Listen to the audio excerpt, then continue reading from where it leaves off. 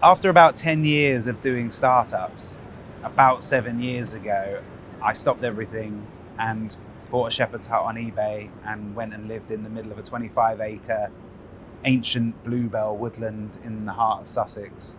Didn't know what I was doing, didn't have a plan, but wanted to stop and see and hear what's actually in there. That was the first time I even gained awareness of the fact that my ears normally don't feel safe. And I actually felt the muscles in my ears begin to relax as they started to trust the soundscape.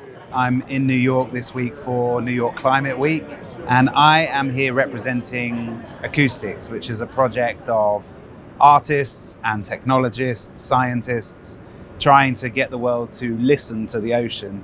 I think the exciting thing about listening to the ocean is that because it's not figured out yet, we don't know most of what's going on under there. And these little microphones are powerful tools to get us to understand and relate more to it. So it feels like we're still a part of that frontier of that human discovery and exploration.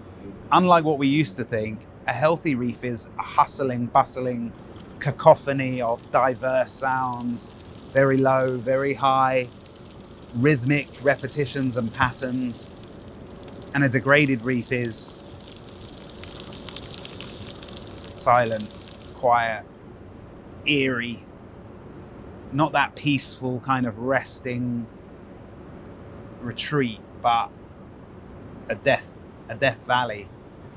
And it's interesting being in New York, because if you listen now, what can you hear?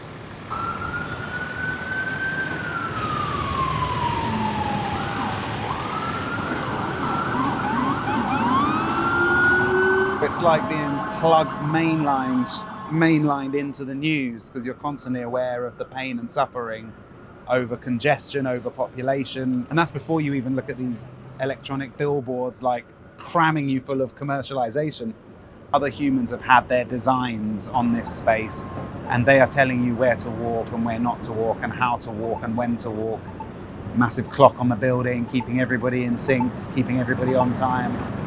The notion of it, what those sounds that we're hearing link to, but also just the bombardment, the sensory overload of 20 different sounds. It's not a coherent story.